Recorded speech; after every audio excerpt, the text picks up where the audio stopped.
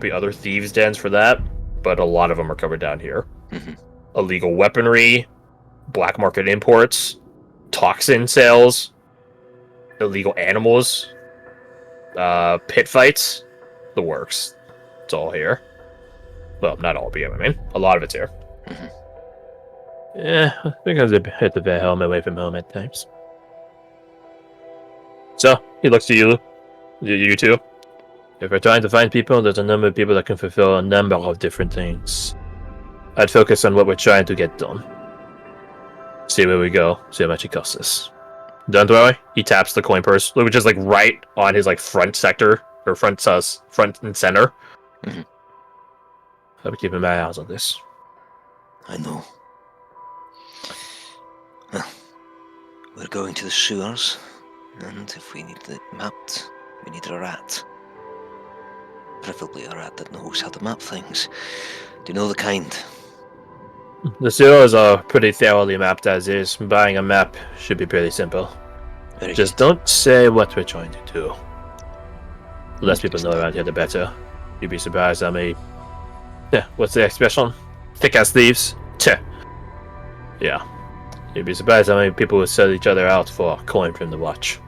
Oh, and here I was thinking there was honor among thieves. Sam, Say again? not all. Some, but not all. Hmm. I'll point out who you shouldn't trust, any more than you can throw. Every single one. Nah, he shakes his head. Get There's- lightheaded, running out of breath like that. No, there are some that you can trust. Some who, he rolls his hand, dealt a bad hand in life. Now they're here and they don't know much better. Some of them are okay. Certainly not most of them, but some of them. Like our cartographer, we will go talk to. Everyone trusts him. He does the mapping himself. As I've never heard of anyone going astray on his maps. Well, let's endeavour not to be the first. That's... Follow. You guys follow after Simon, your boots rattling the woodwork, and I do mean rattling because this is not structurally stable across all in all. Oh, wait, hold on. I don't think this is up to code. Oh no! I didn't realize you're down there. Mallory's just trying not to step on a rotten plank and fall. I think at some point, Gawain just reaches back and grabs Mallory, puts her in front of him. Yeah, I was gonna say Simon would probably comment every now and again, like, "Don't step on this one." Just like he's been here a few times, so he knows like some of the ins and outs. So he's like, "This one, Craig, don't worry about." Lord Gawain, roll me an insight check. Okay.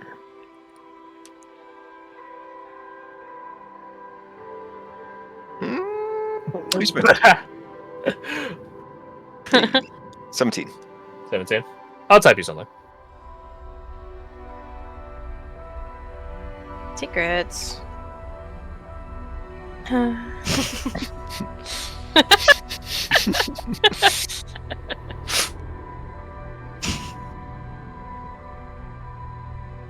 So you guys enter down into the sink, and I think that's what we'll call session. Ooh, okay. Good stuff. Yeah, this is timed perfectly, I think. All right, let's see here. Yep, almost perfectly. Almost on the dot. Yeah. Welcome to D&D Spot. It's only slightly debaucherous. Actually, Only at half the party beginning- got debauchery. Yeah, you're At right. the beginning, I was quite nervous, but as the time went on, it actually got kind of fun. And I enjoyed it. Oh yeah. Hey. Don't get Yo. better That's from awesome to hear. You'll get more used to it. I own that I am I can a attest to that. how to say tangential DM at times, where I'll just like, okay, well, hold on a sec, I need to talk about something. So, you'll eventually figure me out a bit for all the whiplash I give you guys, and you'll also just have a general vibe check on everyone else, as well as like where sort of carve out a little piece for yourself. All in due time. I know also learning Roll20 for the first time is also its own barrier to entry. But again, that's just going to be something you'll overcome with time and experience. Well, you've been super helpful too in that sense as well. I appreciate that. No, go thank your husband. He's the one helping you physically. Yeah. You both have been helpful. You don't understand. I wrote out a Google document for her, color-coded, to help her out with the combat side of things. Yeah, he like Amazing. broke down. He broke down everything in Barney style for me. In I Barbie want to see style? this. Did he get you a Barbie Barney and just Barney? Okay. Like he dumbed it down to child. Like, so Perfect. I would understand.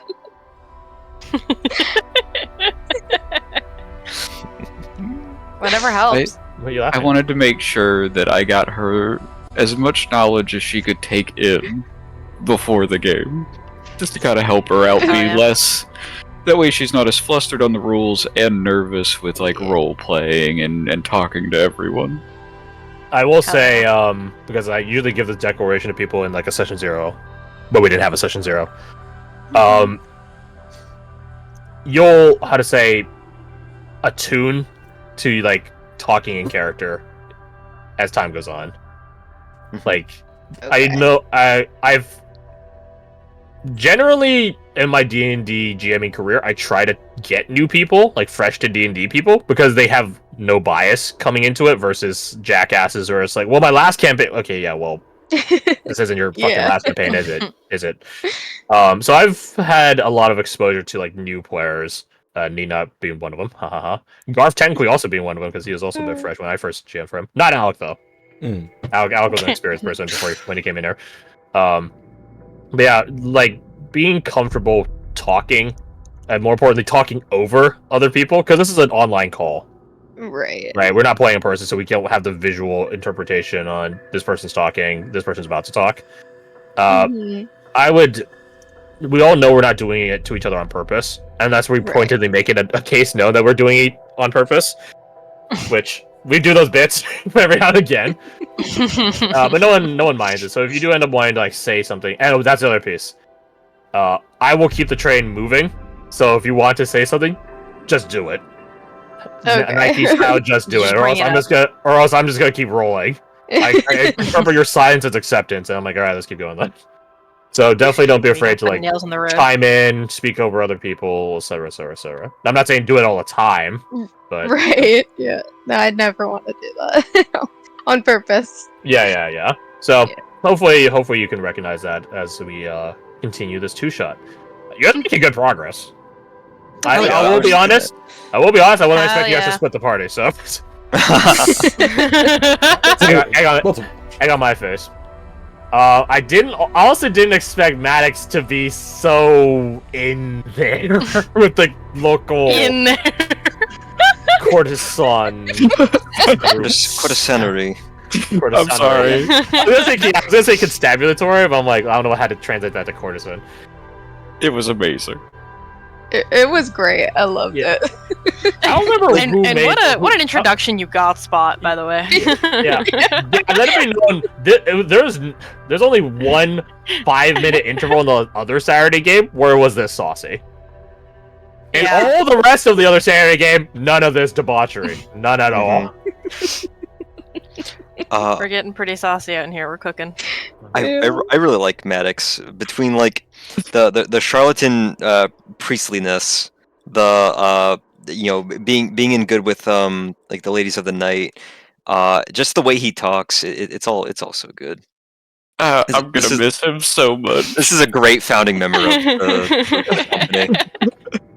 I really hope we find out that like he like owns a bunch of brothels after the fact. Like he's just put a lot of investment down. yeah, Yes. he's giving back to the community that raised him. In a weird way, he is I like how- a morally good person. In a way, yes. Which, yeah, I mean, like, yeah. That's all. we talked. I don't remember who was on call for this, but yeah, like when we were doing this upcoming Evil campaign, Evil has so many different flavors. Mhm. And the biggest part about evil is abiding by other types of evil. That's a big part of it, right? You yourself might hate anyone that's, say, to use an extreme thing, like a rapist, right? You would go out of your way to torture them. If you guys have ever seen Law Abiding Citizen, yeah, you get what I mean. Yep. Does that make you a good person? Probably not. To kill someone like that, fair enough. To torture them for like a week straight, you might be a little demented in your own head, even though you have a sense of justice. That wouldn't qualify you as a good character. You're an evil character. You have morals. A lot of psychopaths and serial killers in the real world have a lot of morals. But that doesn't make you a good person. So, as you guys will see in the evil campaign, you guys will be obliging, accommodating, accepting, tolerating, etc. different brands of evil. All towards the common goal of whatever you're paid to do as a mercenary company. Which, we'll crack into that with a session 0 as time goes on. You guys will just be working for an evil empire, but that's okay. That's okay. I don't know. Maddox might just be the money guy. Yeah, well, it's going to be 2 centuries from now for the actual campaign start, so your characters will be thoroughly... Well, maybe it's with the exception of Orin. I don't know the gnomish lifespan. Yeah, that's a good point. They live a long 100 time, years so by know how... default. Is it 100? A few hundred, I think. Oh, let me A few double check.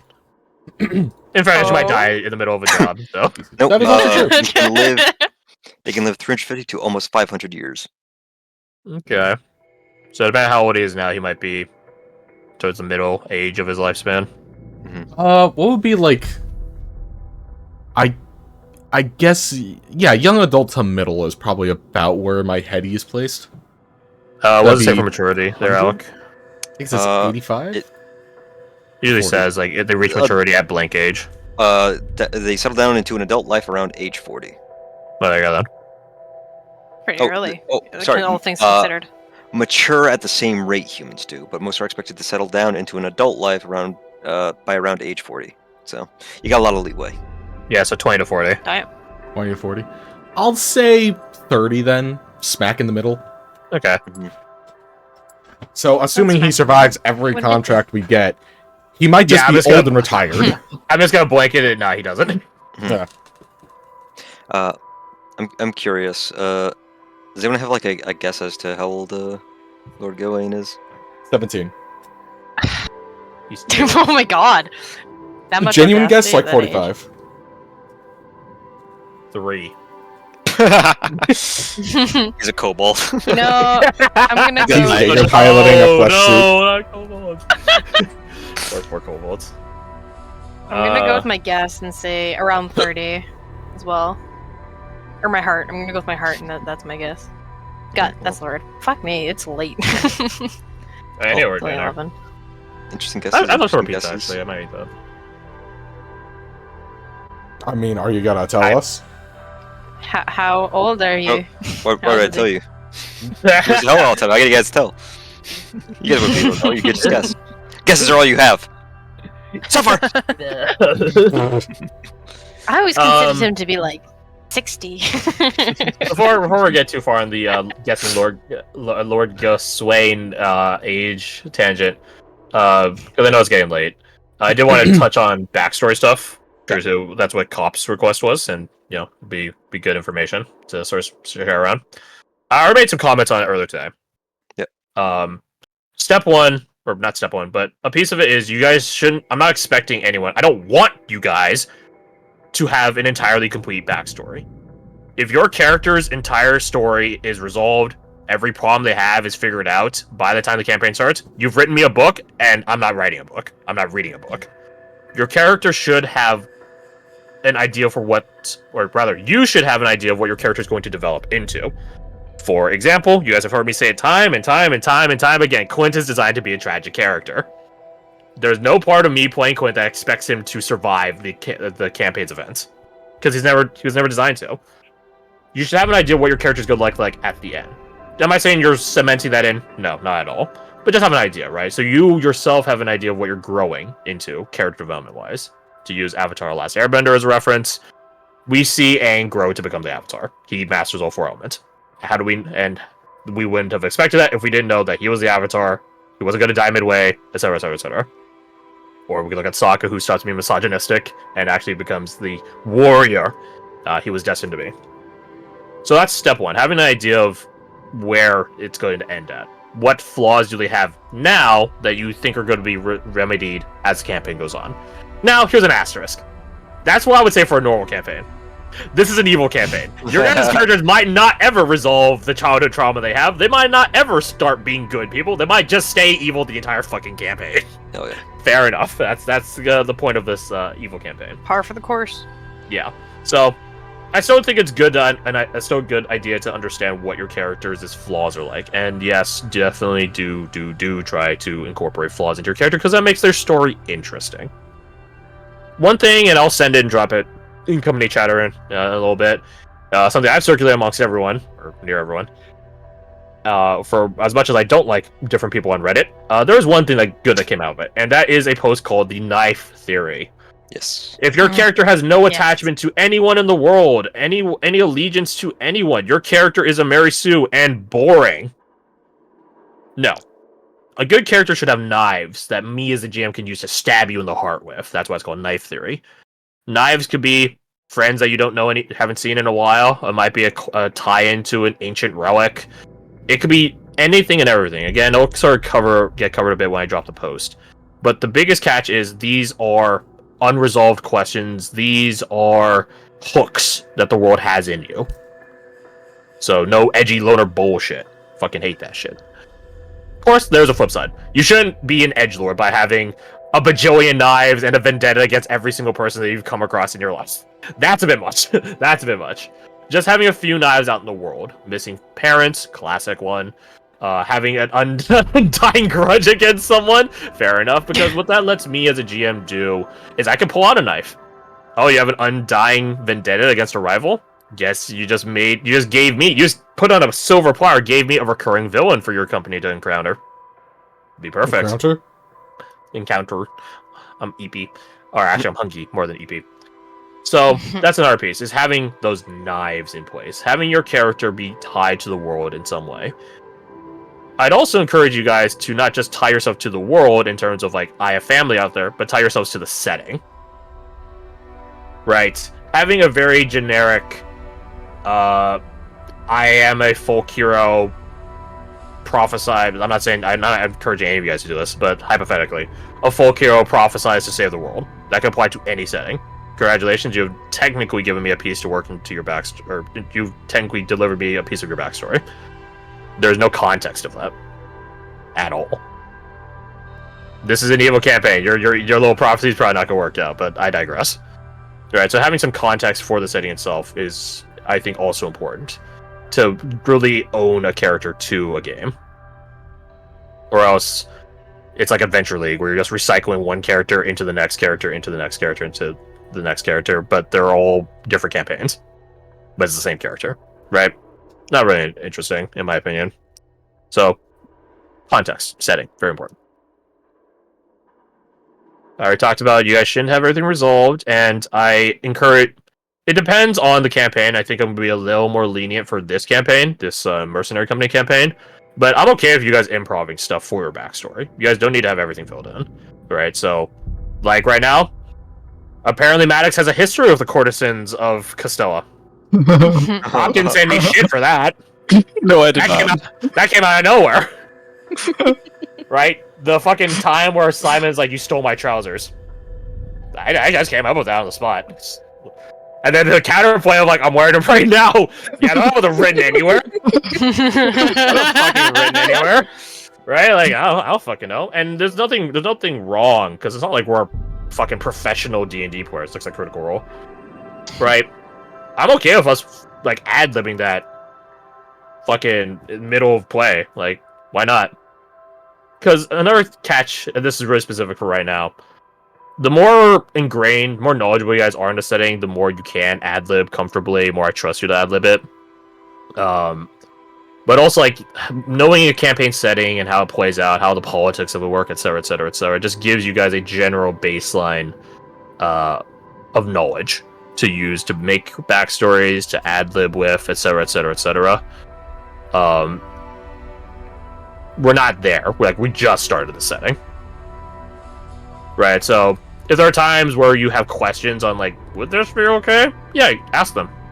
You want to ad-lib or want to tweak something in your backstory? Because, like, oh, I didn't know that crash. I didn't realize the Veil was, like, very xenophobic. I wouldn't have said I traveled through there all the time if I realized that. That would probably get me jumped at every given point in time. Like, yeah, that's fair. We can tweak that. We can ad-lib something different. We can come up with an explanation as to how you were able to travel through the Veil so easily. Who knows?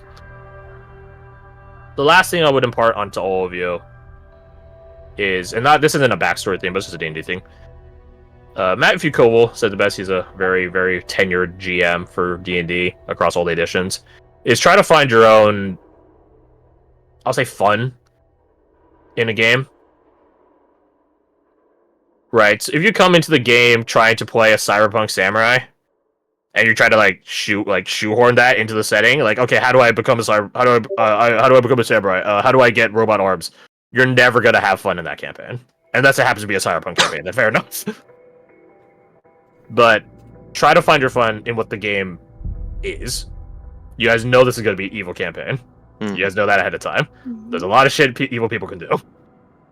I'm not saying, like, as people, as players, we're abiding by that, but this is a fantasy game. It's a fictional game, so it doesn't matter. You might make it a point to, like, try to seek out artifacts or something like that. Sure, just let me know, and I can try to accommodate that. That being said, if one of your requests, like, I want to overthrow the the Thief King, I'm like, good luck. Go on then. Go on then. Try to I'm not gonna overthrow tell the you guy no, that can but good literally luck. rip out powers from other people. Yeah, go ahead. See how far that gets you. So yeah, try to find like your own mirth in a game.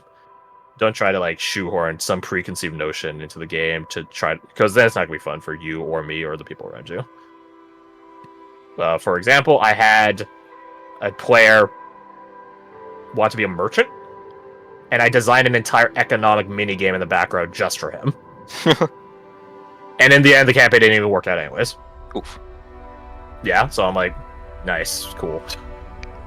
So, you're here for a fantasy game? Maybe play a fantasy game, right? But definitely have goals for your character. Just because it gives your character and you something to do, so you aren't wandering listlessly following the company. It's just good to have like some ambition to have your character operate on.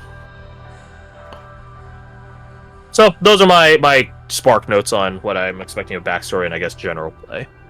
You guys can send me pages as long as it's not like, you know, if you give me double digits, I'm gonna probably hit you back like, bro, I have other things to do. I'm interested in your guys' characters. I'm not that interested.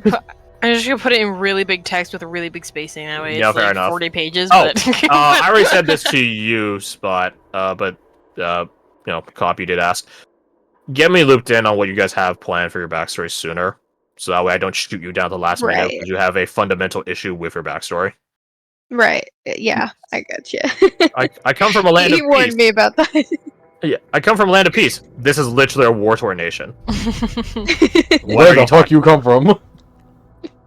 And another thing is, like, don't be afraid to ask setting questions and stuff like that to me, because I can only send out so much setting information. A lot of smaller details are going to fall through the cracks. They'll be revealed in play as you guys roll for it, etc., etc., etc. So don't be afraid to ask me setting questions when you guys are designing your backstory. Be afraid of the answer. Okay. I'm very afraid of I mean, I guess so, yeah. Especially in this world, be afraid. Always. She already learned that waiting is the hardest part sometimes. Oh yeah. Or You to message. Yeah. It's like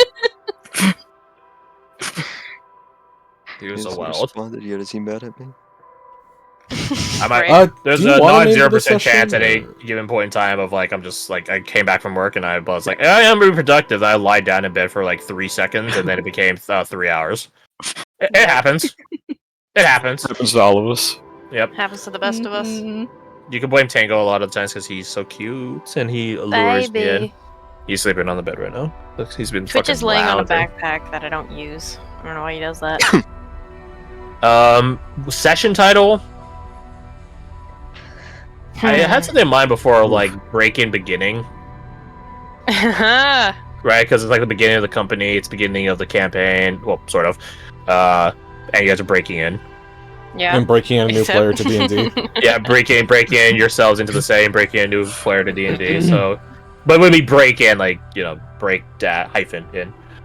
Yeah. Yeah, you can use that. Yeah. Okay. Come on then, use it. It'll be part 1. Part 2 is Okay. next time. Was Yeah. break in beginning. There we go. I want to Beginnings. Break in Yeah, I was beginning. I guess part. break free. I want to.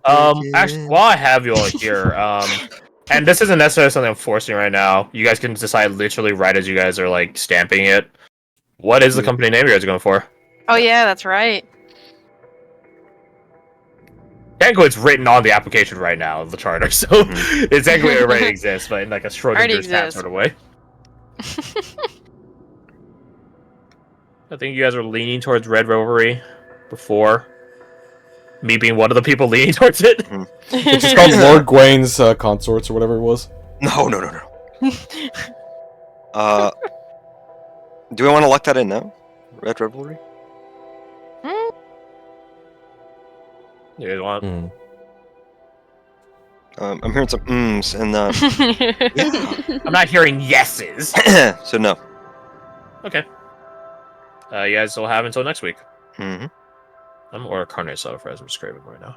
I mean, I don't see another. Like, I don't have any suggestions otherwise. So. I don't either. Same. Yeah, I'm blanking. Well, then there you have it. You have it. Red Revelry shall be.